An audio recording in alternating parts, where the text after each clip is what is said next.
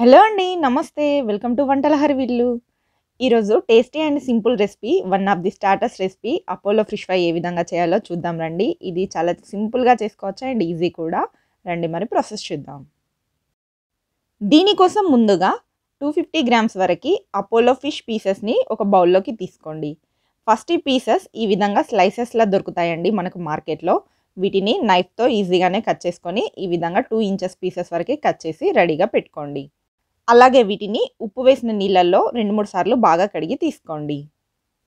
ఇప్పుడు ఇందులోకి 2 టీ స్పూన్ల బియ్యపిండి వేస్తున్నాను నేను. మీరు కావాలి అంటే మైదా అయినా వాడుకోవచ్చు.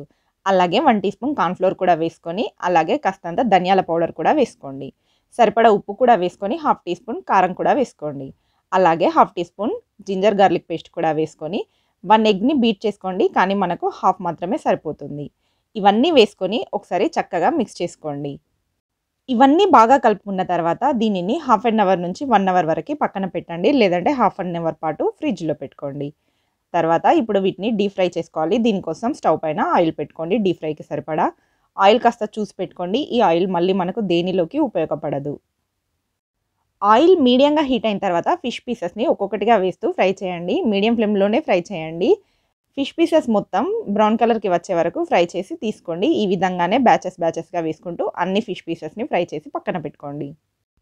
ఇప్పుడు ఫిష్ పీసెస్ టాసింగ్ కోసం స్టవ్ పైన మరొక పాన్ పెట్టుకొని ఇందులో ఇందాక మనం ఫిషెస్ వేయించినటువంటి ఆయిల్‌ని తీసుకోండి. ఈ ఆయిల్ మళ్ళీ మనకు దేనిలోకి ఉపయోగపడదు కాబట్టి దీనిలోకే కాస్త వాడుకుంటే సరిపోతుంది. ఆయిల్ బాగా హీట్ అయిన తర్వాత ఇందులో కచ్చా పచ్చాగా దంచుకున్నటువంటి వెల్లుల్లి వేసుకొని కాస్త ఫ్రై చేయండి.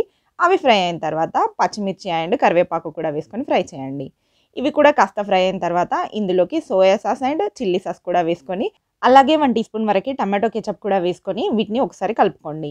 తర్వాత ఇందులోకి కొన్ని వాటర్ యాడ్ చేసుకోండి. అలాగే నిమ్మరసం కూడా వేసుకోండి కాస్త పులుపు కోసం. అలాగే పావు టీ స్పూన్ మిరియాల పొడి, పావు టీ స్పూన్ ధనియాల పొడి కూడా వేసుకొని ఒకసారి మిక్స్ చేసుకొని ఇందులో మనం చక్కగా ఫ్రై చేసి పెట్టుకున్నటువంటి ఫిష్ పీసెస్‌ని మొత్తం ఇందులో యాడ్ చేసుకోండి. ఫ్రై చేసిన చేప ముక్కలు వేసిన తర్వాత స్టవ్‌ని హై ఫ్లేమ్‌లో పెట్టేసి స్పీడ్‌గా కలుపుతూ ఉండండి. మనం వేసిన సాసెస్ పీసెస్‌కి చక్కగా పట్టేలాగా స్పీడ్‌గా కలుపుకుంటూ ఉండండి. 2 మినిట్స్ పాటు హై ఫ్లేమ్‌లో కలుపుకున్నారు అంటే మన రెసిపీ రెడీ అయిపోతుందండి. చివరగా కాస్త కొత్తిమీర కూడా వేసుకొని మరొకసారి కలుపుకున్నారు అంటే మన Apollo fish fry recipe ready అండి. ఇందులో ముల్లులేమీ ఉండవు కాబట్టి పిల్లలైనా, పెద్దలైనా చాలా ఈజీగా తినొచ్చండి. చాలా టేస్టీగా కూడా ఉంటుంది. మీరు కూడా ఒకసారి ఖచ్చితంగా ట్రై చేయండి ఈ రెసిపీని. ఎలా వచ్చిందో కామెంట్ చేయండి.